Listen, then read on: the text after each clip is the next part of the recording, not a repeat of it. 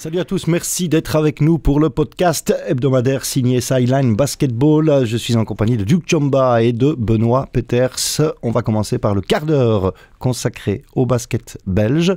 Et c'est vrai qu'on a pris l'habitude dans ce podcast de parler du basket de division inférieure. Benoît, tu as eu le témoignage d'un joueur de division 2. Exactement, Terry de Rover qui évolue à Boom Kangaroos en division 2, donc premier de la division 2 actuellement. Et donc, on lui a demandé ce que lui pensait de la Division 2 et comment un jeune pouvait vivre en Division 2. On l'écoute. C'est bien d'être premier, ça c'est clair, ça fait plaisir à tout le monde. Maintenant, ce que ça représente, pas grand-chose vraiment, puisqu'il n'y a pas vraiment de...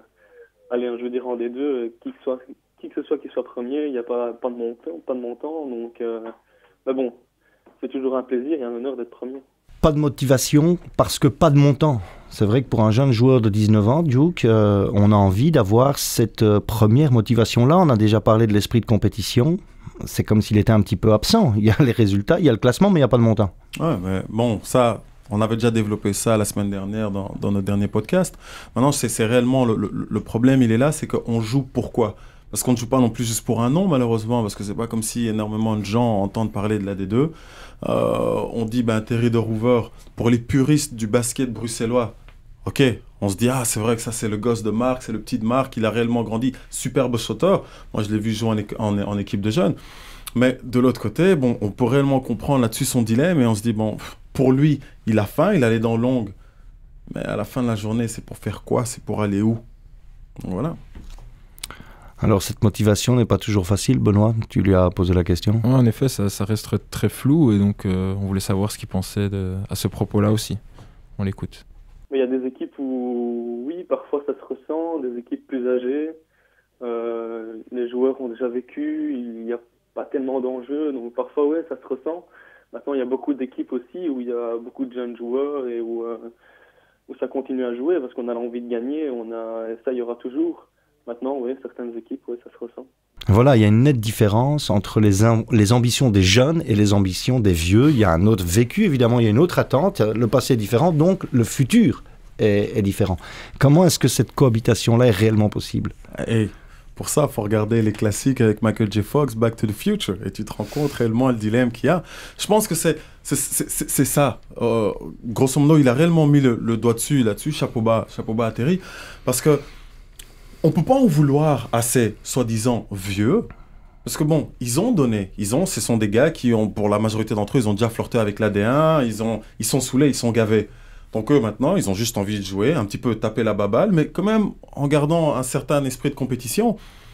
Mais bon, les trucs sont sont réellement froissés, je crois. Moi, je trouve que ça gêne pas qu'il y ait des joueurs d'expérience dans la ligue, parce qu'il en faudrait, sinon ce serait une ligue espoir bis, la division 2. Donc il en faut pour les encadrer, mais à partir du moment où il n'y a pas de montant et où ces jeunes n'ont peut-être pas de vision plus haut actuellement, les joueurs d'expérience qui les encadrent se disent aussi où est-ce qu'on peut les emmener, où est-ce qu'on peut emmener ces jeunes. C'est ça, mais de l'autre côté, je tiens aussi quand même à préciser un truc très important, c'est que, ok, on parle toujours de ces jeunes joueurs. Mais on a l'équipe BIS de Mons, je crois qu'on a aussi l'équipe BIS de Liège. Ok, mais Terry, par exemple, c'est l'une des rares exceptions de ce championnat en D2.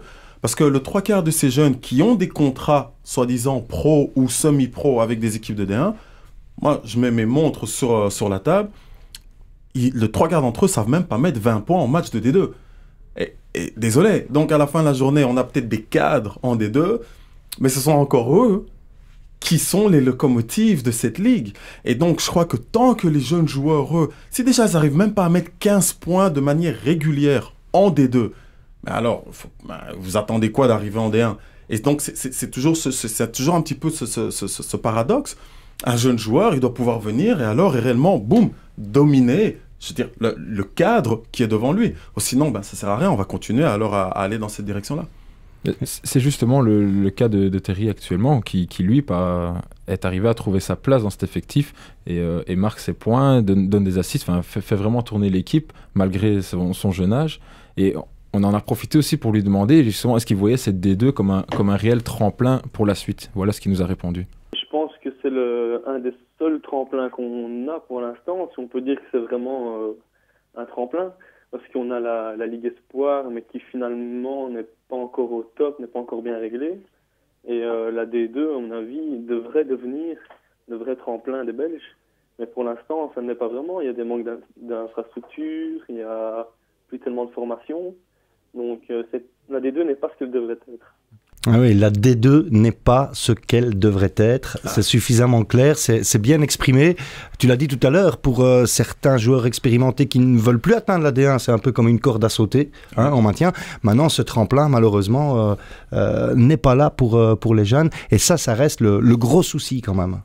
Mais ça reste le gros souci, mais pourquoi est-ce que ce tremplin n'est plus là? C'est que, ok, maintenant, si on demande aux soi-disant spécialistes basket belges de nous donner 5 noms de jeunes joueurs belges talentueux qui évoluent en D2, il y en a déjà beaucoup qui vont caler. Donc, rien que ça, je veux dire, normalement, cette D2, c'est censé être donc, ok, cette ligue dans laquelle on regarde les joueurs talentueux, jeunes ou moins jeunes. Mais si on joue pour rien, d'accord, ça devient, même si de l'autre côté, il faut pas oublier un truc très très très important, c'est que il y a quand même encore un de ces rares engouements du public, parce que eux maintenant, ils ont l'opportunité de voir des joueurs qu'ils ont vu grandir, qu'ils ont vu évoluer, avec qui ils peuvent s'identifier. Donc il y a encore une certaine beauté, je crois, et une certaine chaleur aussi quand on va voir des matchs de D2. Mais malheureusement, si on attend de la D2 pour devenir ce tremplin de la D1, moi j'y crois plus. Au bout du compte, il n'y a pas la carotte au bout du bâton. Mais voilà, parce que je crois que déjà, ça change tout. À partir du moment où finalement la ligue est encore ouverte, et donc les clubs ont l'opportunité de monter en D1, ça va commencer, il y a toute une dynamique qui va changer. C'est-à-dire même que les jeunes, maintenant, vont commencer à choisir des clubs dans lesquels ils disent « Ah tiens, moi j'aurais peut-être l'opportunité de finalement atteindre la D1 ».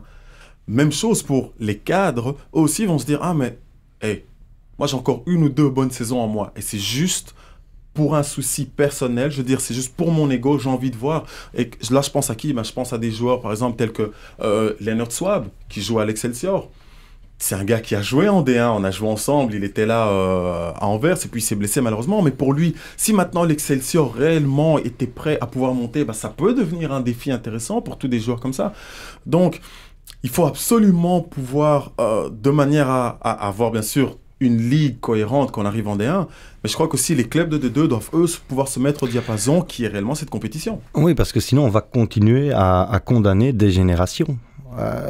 Ou un peu la mort dans l'âme, on se contente une fois qu'on approche les 30 ans de jouer en D2, mais quand on n'a pas encore 20 ans, l'environnement pour assumer ce qu'il y a encore de la post-formation à ce moment-là, l'environnement n'est pas du tout idéal pour compléter cette formation-là.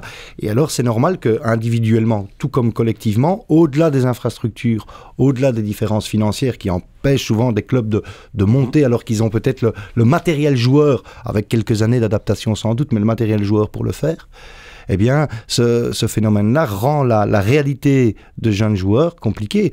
Et de fait, ça reste toujours le même débat, le même problème pour ne pas continuer à sacrifier des générations. Maintenant, il y a des modèles qui sont peut-être meilleurs ailleurs que chez nous. En effet, Thierry évoquait le sujet et voilà ce qu'il nous a répondu. Quand on compare aux États-Unis le suivi qu'il y a après 18 ans dans les collèges et tout ça, ils font encore énormément de formation, ce qu'on n'a pas ici. Alors il faut trouver des coachs qui, eux, ont encore la motivation pour former. Et ça, il n'en reste plus beaucoup. Ah oui, les coachs formateurs, on revient toujours à ce débat de formation, hein, que ce soit réellement la formation, la post-formation. Absence de coach formateur, c'est un jeune joueur qui le dit. Là aussi, comme on avait fait la semaine dernière en sujet du basketball belge, c'est un appel à toutes les bonnes volontés pour voir ce qu'il y a moyen d'améliorer. Mais quand on regarde, déjà, il faut dire les choses comme elles sont. Terry, de un, c'est un joueur extrêmement talentueux. C'est un jeune joueur talentueux. C'est l'un de ces rares gars qu'on peut voir maintenant. Et tu rentres dans la salle, tu sais pas c'est qui Terry de Rouver, tu vas voir, tu vas dire « Wow, c'est qui ce gosse ?» Donc là-dessus, chapeau bas, franchement. Et c'est quelqu'un qui a ça depuis très tôt.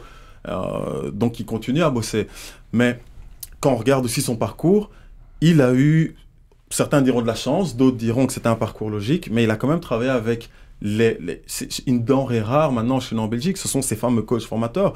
C'est un Fred Wilmot qui lui maintenant est là à Jambes, qui coach Carnière. J'adore Fred, Je me rappelle de Fred les époques à Gilly. Et puis, bien sûr, il y a Coach Vorvac. Bon, Coach Vorvac, c'est encore l'un de ces rares coachs belges qui fait quelque chose. Et puis, bon, on est obligé de parler. Il y a quand même encore aussi, je crois, certains coachs, dont celui à Wargame. Et bien sûr, on est obligé de parler d'un Fulvio Bastianini qui est en train de ramer maintenant avec Fleurus. Mais qui, je crois que Fulvio Bastianini, c'est l'un des rares coachs qui a sorti autant de joueurs belges qui ont eu un moment ou un autre flirté avec l'ADER. Il y a un événement quand même ce mercredi avec la visite au Spirou Dome de Charleroi en Euroleague du Real Madrid. Alors le Real, ça représente quelque chose en football, ça représente aussi quelque chose en basket. Ils étaient déjà venus au Spirou Dome 2 fois en finale de Coupe ULEB. Il l'avait remporté d'ailleurs en 2007. Avec Axel Merveille, non? Avec Axel Merveille, oui. Il y a toujours Felipe Reyes qui fait partie de l'effectif. Un effectif qui a bougé, mais globalement, c'est un grand nom du basket européen qui vient en Belgique. Qu'est-ce que ça t'inspire d'abord, Benoît, toi, en tant que journaliste? La visite du Real Madrid, ça passe jamais inaperçu. On l'a vu, je veux dire, la salle est déjà comble. Demain, le Spirou Dome sera rempli.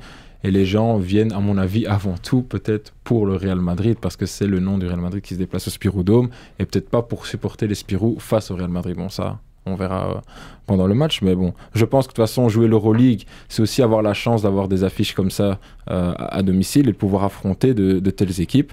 Maintenant, sportivement, ce sera autre chose. On verra ce que ça donne sur le terrain demain. Wow. Écoutez, non, parce que sinon on va venir dire que je suis de mauvaise foi. Vraiment pas. Non, ce que ça représente pour toi. Oublions pour toi, Duke Chomba, la venue du Real. Tu étais joueur de basket professionnel, tu as gardé ta fille de basketteur là bien en toi. Qu'est-ce que ça représente? Un grand d'Europe qui vient en Belgique. C'est une plus-value. C'est une plus-value. Déjà, ils viennent dans les plus belles infrastructures basketballistiques qu'on a ici en Belgique. Donc, ok, c'est génial. Charleroi, c'est clair qu'il y a cet engouement derrière.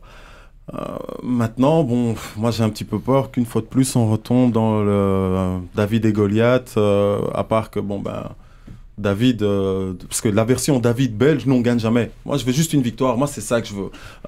Alors là on peut commencer à parler de quelque chose, donc d'une dimension supplémentaire. Et je crois qu'ils ont, je pense qu'ils ont leur chance. Je pense voilà, pour pouvoir battre un grand d'Europe, il faut d'abord qu'un grand d'Europe vienne chez toi. Ouais. C'est déjà un pas en avant. Hein. Nous sommes mardi soir, le match a lieu dans 24 heures. C'est vrai qu'on aura l'occasion d'en reparler la semaine prochaine, mais c'est déjà ça. Voir si les Spirou ont les moyens, effectivement, d'aller chercher une victoire au moins en Euroleague, puisque la qualification pour le top 16, c'est mathématiquement encore possible, mais faut pas trop rêver. En revanche, avoir une victoire référence face à un grand d'Europe, ça pourrait faire du bien à la fois pour le Spirou, mais pour tout le basket belge. Voilà, même si c'est tout degré des prestiges, mais je pense aussi par rapport au premier chapitre du podcast consacré. Voilà, on a besoin de références tout en haut pour essayer de voir si en bas, ça vaut la peine aussi, et je pense que ça vaut la peine de mettre des moyens pour permettre à tout le basket belge d'évoluer aussi par le bas et pas seulement par le haut, quoi. Oui, bien sûr, à ce niveau-là, ça c'est clair. Parce que, non, quand même, je tiens quand même à rectifier un truc. C'est que il faut que les grands d'Europe viennent chez nous. Ça prouve déjà à quel niveau on en est. Mais je pense que, comme tu l'as précisé au début, c'est pas la première fois qu'ils viennent au Spirou Dome, même si c'est la première fois qu'ils jouent face au Spirou. Voilà, c'était dans le cadre de finale, parce que voilà, le Spirou Dome était le théâtre de... Maintenant, remettons-nous, je pense, ok, hop, on jette un petit peu tout ça, et allons pour la gagne. Prenons conscience que finalement, si on est dans la cour des grands, autant jouer comme des grands. Et c'est-à-dire, c'est quoi jouer comme des grands? C'est un petit peu mais justement, par rapport à ce départ et ces 4 défaites initiales, on pourrait dire, l'Euroleague, maintenant, ça va être un poids, on va regarder le Real dérouler son basket. Non, effectivement, je pense que le Spirou sera au rendez-vous et qu'ils doivent le jouer avec l'espoir de gagner ce match, ce qui pourrait représenter finalement ce quelque chose de leur saison Euroleague. Au lieu de, c'est vrai que tout le monde a été gourmand, pensant à une qualification pour le top 16. Peut-être que cette Euroleague-ci, en tout cas, cette année-ci, c'était pour aller chercher ça et de façon à pouvoir construire pour l'avenir. C'est vrai qu'une victoire face au Real, ben, on oubliera le fait qu'ils ne se sont pas qualifiés. Tout le monde dira, oh, mais cette année-là, on a battu le Real. Donc à ce niveau-là... Mais c'est pas le Real de Mourinho, malheureusement. ça, il faut demander à Anderlecht. Ok, ben voilà, on termine là notre page basket belge. On se retrouve pour la page NBA.